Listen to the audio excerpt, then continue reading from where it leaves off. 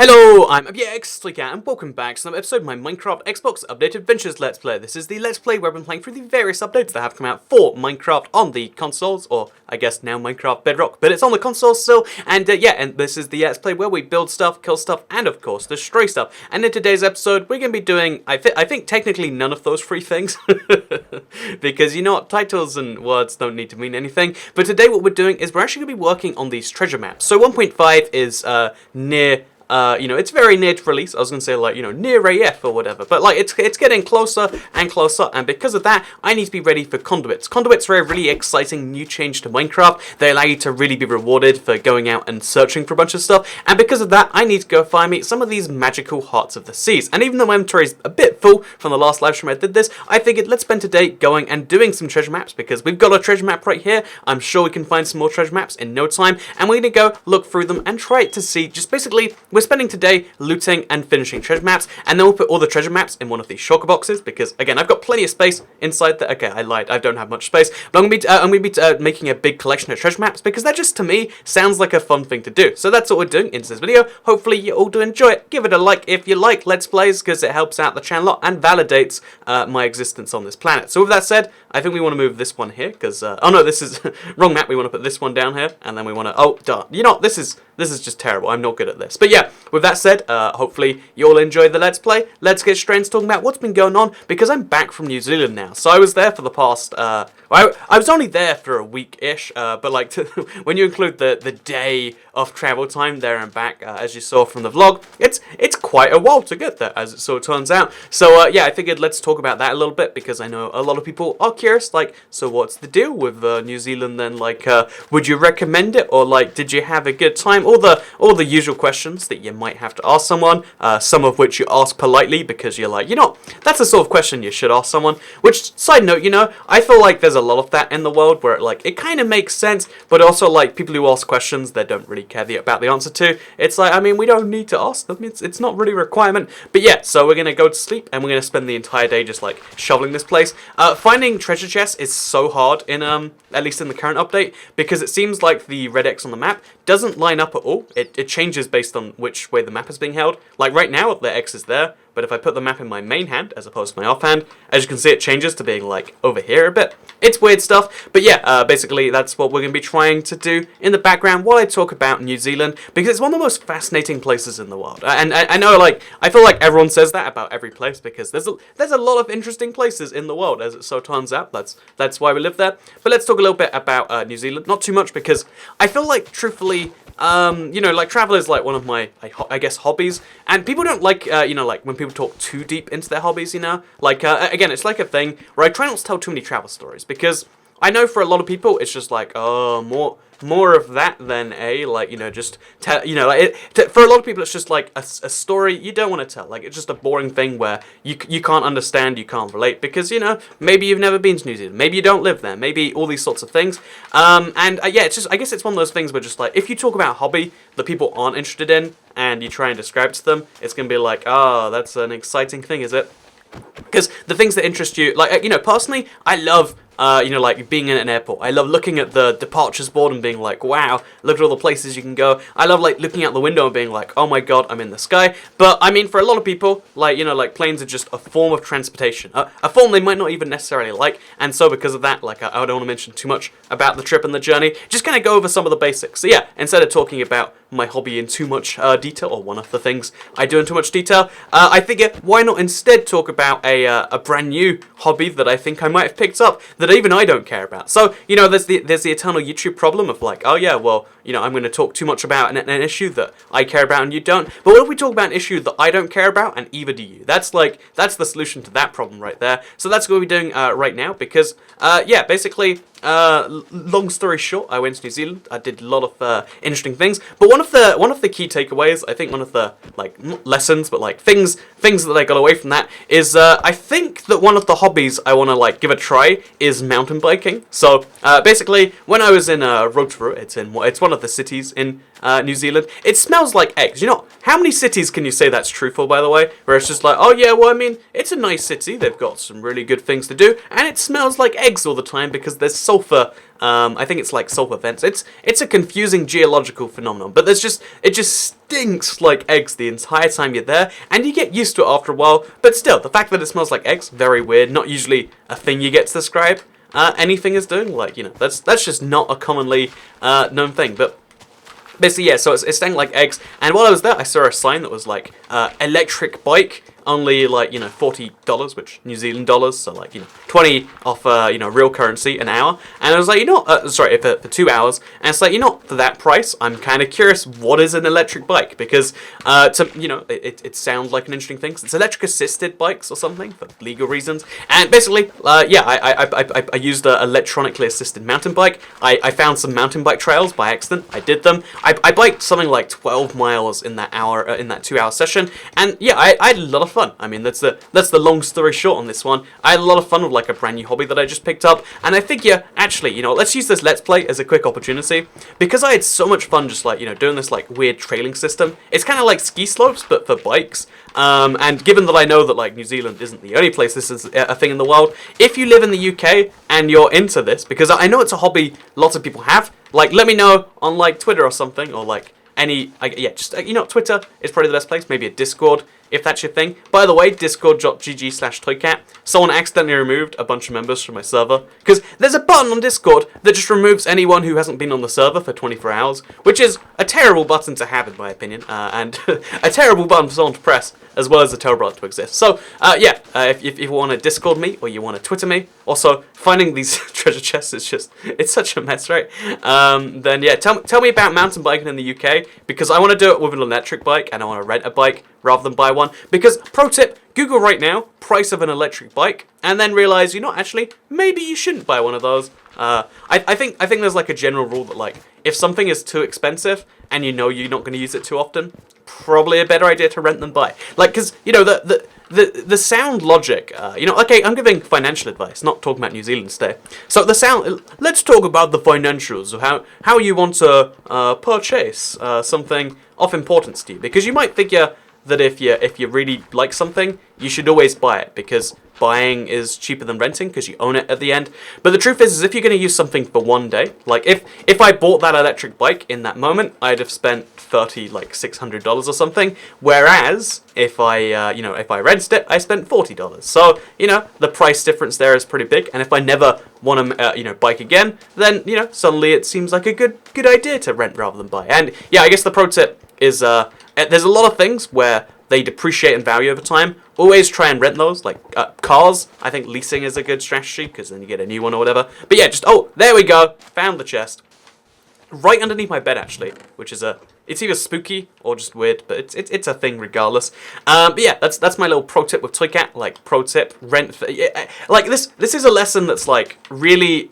You learn it way too late in life, I feel like, and maybe I can save you right now. But yeah, like, you learn that, like, buying is better than renting in a lot of cases, such as houses. Appreciating. If something gains value, you want to own it. If something loses value, you don't want to own it. Look, that's the long story short on how to live a successful life and to make money in while also doing other things. Like, you know, like, it's just pro tips to Toycat right there. Now you know. That's why I really like stuff like Xbox Games Pass, actually. This sounds like a weird promotion for it, but it's not, I swear. But I really like stuff like Xbox Games Pass, just because of the fact that, like, it allows you to not have to, like, make these huge purchases for things that, you know, that in, like, 5 years... I don't sell games, but if you do sell games, you're going to get 99p for this game that you paid £60 for. And it's like, well, that's just not a good value trade-in, you know? Like, you'll accept it because for some reason, people who sell games, like, don't care about the price, which is why it can be so low. But yeah, it's just like one of those things where, yeah, you don't want to feel that way. You don't want to feel like you're getting screwed. And I feel like Games Pass, by paying a monthly price, you don't have to deal with that, which, in my opinion, is a good thing. Not dealing with things that you don't want to deal with is, pro tips of Toycat, a good thing to do. We actually have to break our way in here. That's not something very common. Oh, the entire thing's like being covered and waterlogged with coral. I've never seen this before. It's cool. It's interesting. It's just also a bit weird, you know.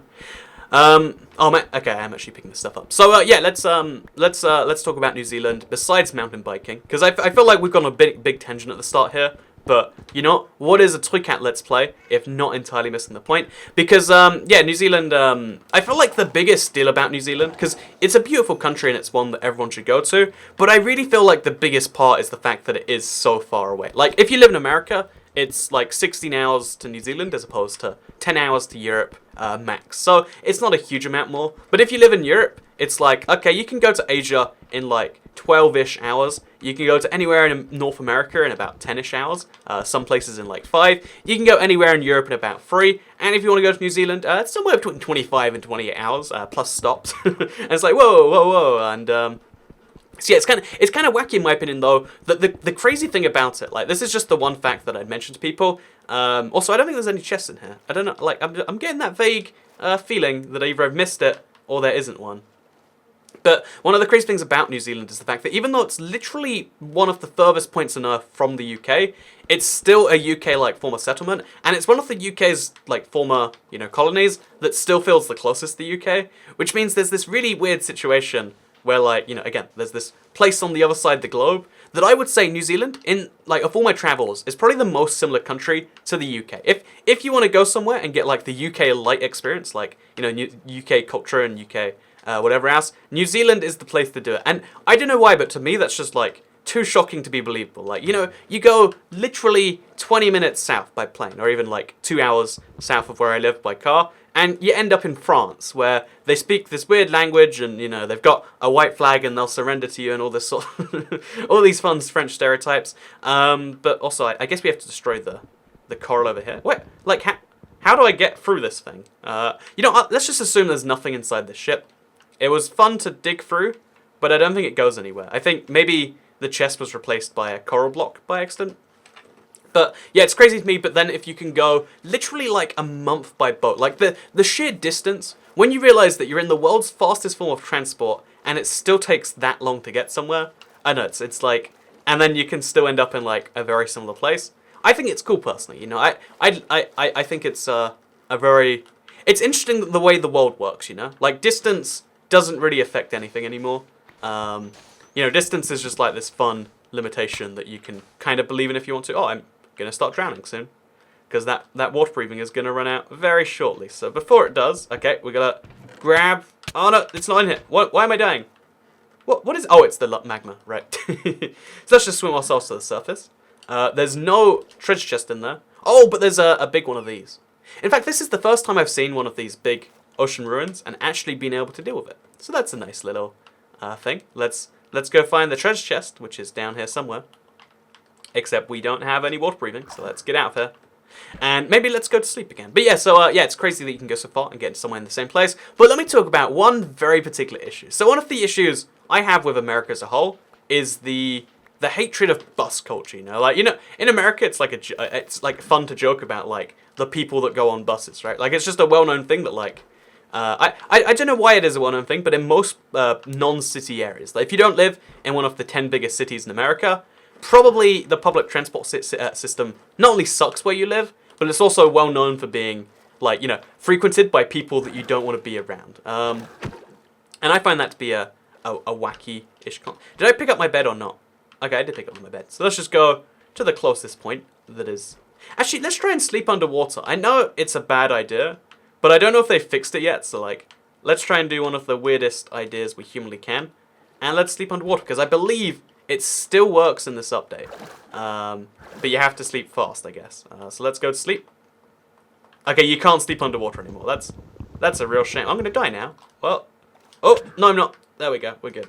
But yeah, so it seems like sleeping underwater either doesn't exist anymore, which it used to in one of the betas.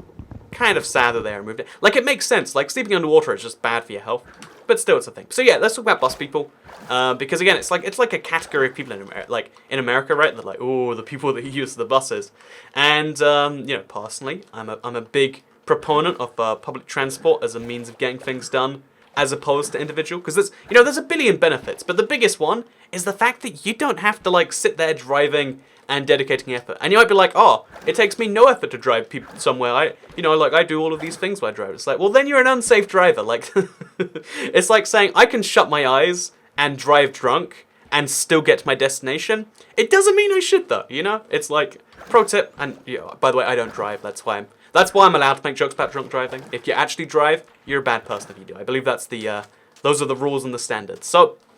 Yeah, long story short is in America there's no public transport. People make fun of bus people, and like as a result, even if you like the concept of buses, you have to be cautious of buses because people avoid buses knowing who's on the buses, except people who are also that type of people. Which sounds really bizarre, but it's like a self-fulfilling prophecy, almost at this point, where like no one wants to use the buses, so only people who have no choice use the buses, and it's a whole problem. And basically, I want to just mention that New Zealand is the first other country I've been to that has that exact same problem. So let's talk about bus people, right? Because this sounds like it's vaguely offensive, but it's literally it's one of the worst things, and it's like it was on my mind a lot that week because my bus experience was somewhere between the best or the worst buses in the world. So, like I said, I stayed for quite a few days in a place called Rotorua. Maybe you know it if you live in New Zealand or have been or something like that.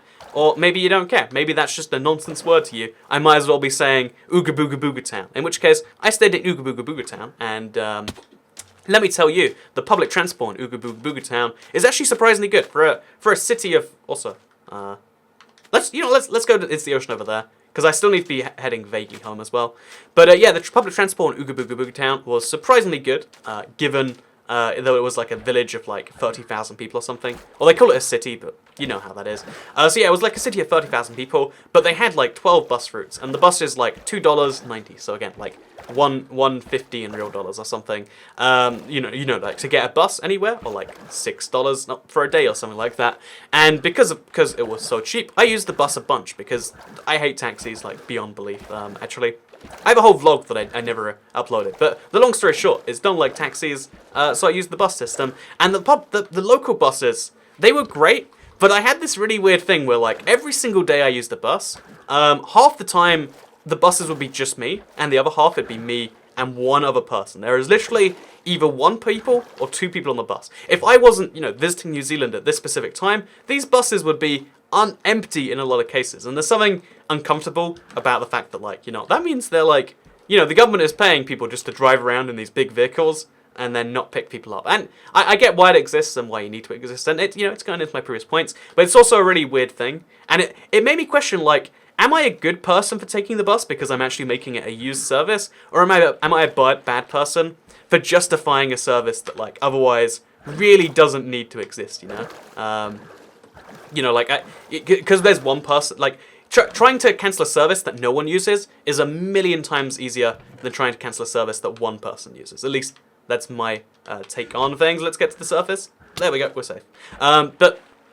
So because of that, I was like, should I feel guilty about this? And the other thing that was really wild about this, in my opinion, is the fact that, because it was such an underused bus, there's a pumpkin in here and some leather pants, which, honestly, they're pretty good leather trousers, so I'll take them, even if they're super strange.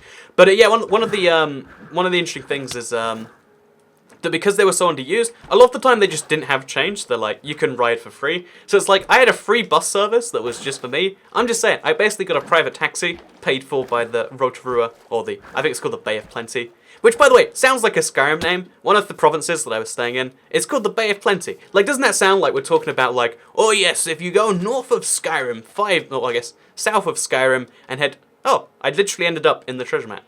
That's a happy coincidence. Then you'll end up in the Bay of Plenty. This is where our ancestors Godric the Great came to originally start the conquest of the rest of Cyrodiil. And it's it sounds like a Skyrim name, but it's a real name, and I think that's wacky personally.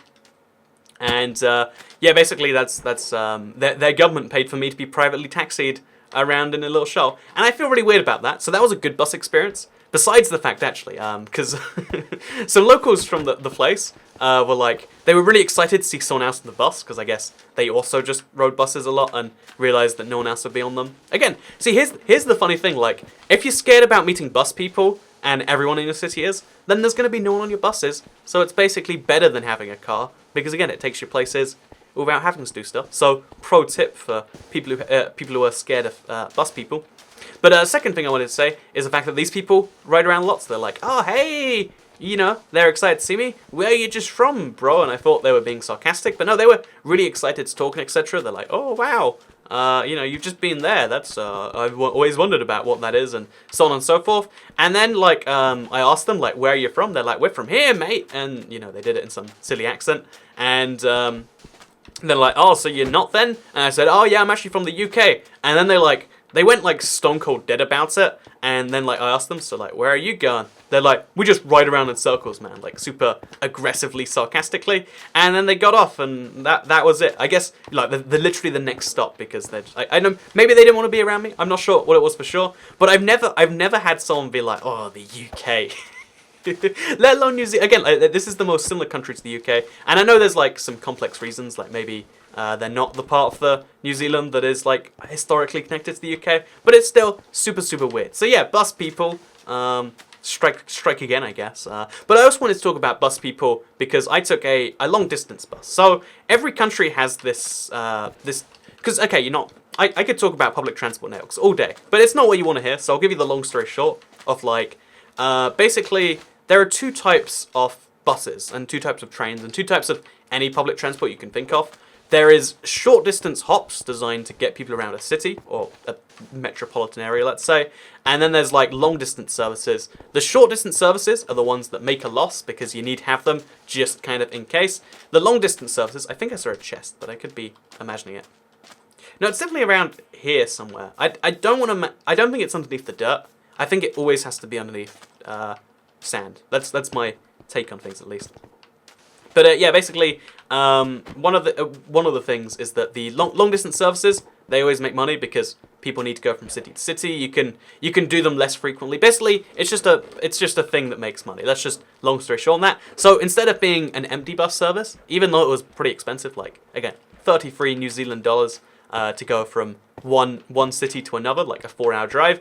I get on the bus and it's like pretty full already, like 75% full. And as anyone who's ever been on any form of public transport knows, once you go over the 50% full mark, it's basically living in hell. One of the worst things is trying to decide like, you've got to sit next to someone, and then you've got to decide who you sit next to, etc. It's like a genuine, in my opinion, it's like a genuine, it's like a genuine real issue of just like, this is the worst thing you've got to decide. And I have never seen people on a bus be so ridiculously rude about it than I have in New Zealand. Again, I guess this is like the bus people problem, where like I guess if you're rich you fly, and therefore like everyone's scared of taking the bus because like, oh, those people must take it, and therefore as a result everyone on the buses just feels like they can be a jerk or whatever. But yeah, long story short is I was on a bus and I got on and everyone's hostile to me sitting next to them. It's like I have to sit in one of these seats, you know. So like everyone's like put a thing on the seat next to them, or like putting their hand there, or doing something to signify, you know, don't sit here.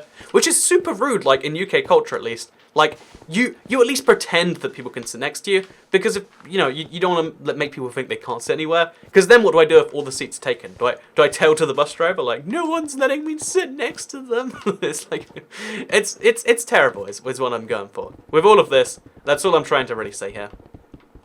I think it can be under sandstone, by the way, but usually not. Like, I think it's usually under sand, and I've seen it under stone once, but anything else seems like unlikely. But yeah, basically it's like, you know, so what do you do about that? And I guess the easy answer is you don't do anything, and the long answer is like, well, you're just kind of screwed. And yeah, I really not a fan of really not a fan of that system. And also, so I sat down next to like this old guy, because I'm like, you know, old people, they love the fact that they'll feel a bit of company from you being near them. And you know, this old dude, he's got like his jacket going slightly onto the next seat. After I sit there, he moves it slightly more onto my seat. You know, this is like breaking all, like, this isn't like breaking just like bus rules. This is breaking like personal etiquette rules. How do you handle yourself around other human beings in the world? He moves this, oh, was it visible this whole time? I bet it was. Breaking basic human being, oh, wait, interesting. Human being etiquette, and I don't know why, but it was just like, okay, that's crazy enough. And then he he starts coughing a bunch. It's like, oh, this is terrible. Because, you know, old people are fine until they start like dying on you. I think that's like where we all draw the line on like old people okay versus not okay. So that was like, oh, this is pretty rough. This is not a thing I want to be doing. And then where it gets worse is, I swear to God, he yells like F off, like, you know, like he sneezes and he makes that noise. And I'm like, there's no way this old man just said that. Because, like, I look at him, and he looks really unhappy that I'm there. And it's like, okay, well, now I have to do the most awkward thing in the world and get up and find somewhere else to sit. Because I don't want to sit... Like, this man is breaking all the basic rules of, like, how to be someone that people want to not be around. Yeah, that makes sense. Like, pro tip, for life, just be someone that people don't want to not be around. Wait, do be someone that people want to not be around. Like, you don't have to be someone that people love, you know, especially not strangers in public. In fact, strangers in public, you probably don't want them to love you on sight. That's probably a dangerous thing.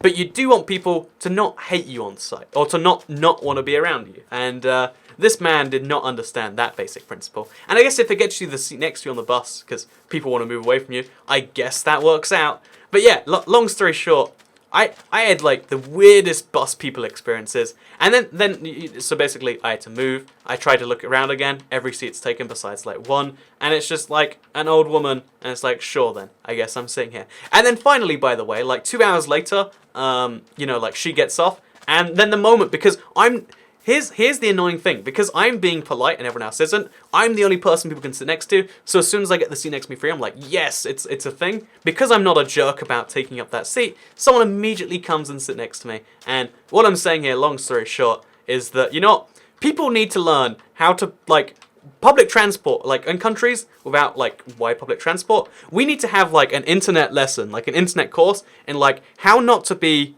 a bad, you know, like, there's a lot of things. It's like in the world, there's a lot of things that we all want to do, but we can't say we want to do, you know?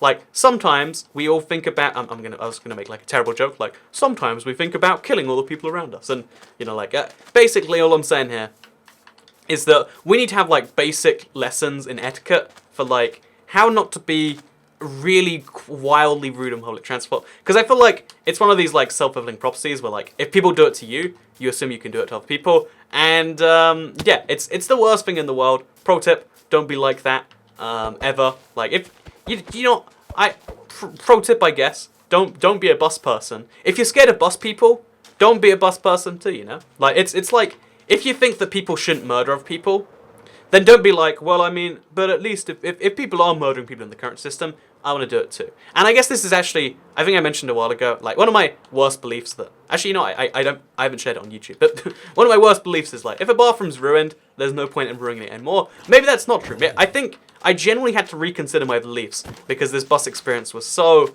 like, really, really wild. Like, just, there was a lot of, like, problems also, like, there were some dudes that got on the bus, said, sorry, our bags are coming in 10 minutes, but it's fine, we can leave without them. And then they said they tried to delay the bus, being like, oh, we can't leave without those bags. There was a bunch of just weird stuff of, like, do you not understand how, like I don't know, I think things are weird, people are weird, the world is weird, but that is what makes it beautiful, and that is where I wanted to end today's video, actually.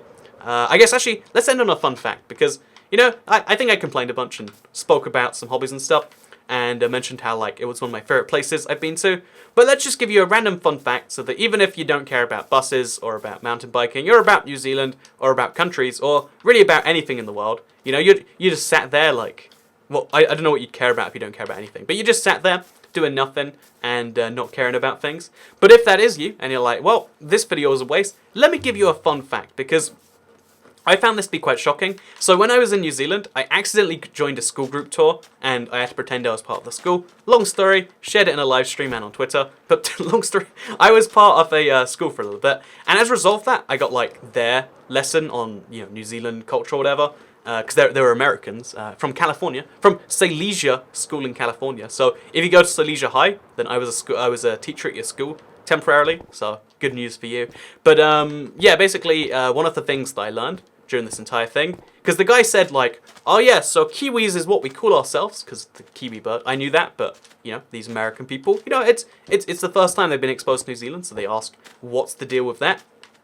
And then, after the fact, they asked, like, you know, like, is it to do with the kiwi fruit? And the guy explains that the reason we named the kiwi fruit after the kiwi bird. And if you know the kiwi fruit and the kiwi bird, you probably assumed it happened the other way around too, right? At least that's what I assumed. But yeah, as it turns out, I looked into it because I'm like, there's no way that's true. This guy's just, like, coming up with something on the spot. Because, you know, sometimes I don't believe people. But it's true. They named the kiwi fruit because it vaguely looks like the bird. And that's not the shocking thing to me. The kiwi fruit, again, it's like a pretty mainstream fruit, right? Like, you know, like, of all the fruits you know about, kiwis is like, you know, it's just a mainstream type of fruit. It's like an orange, a banana, an apple, or whatever.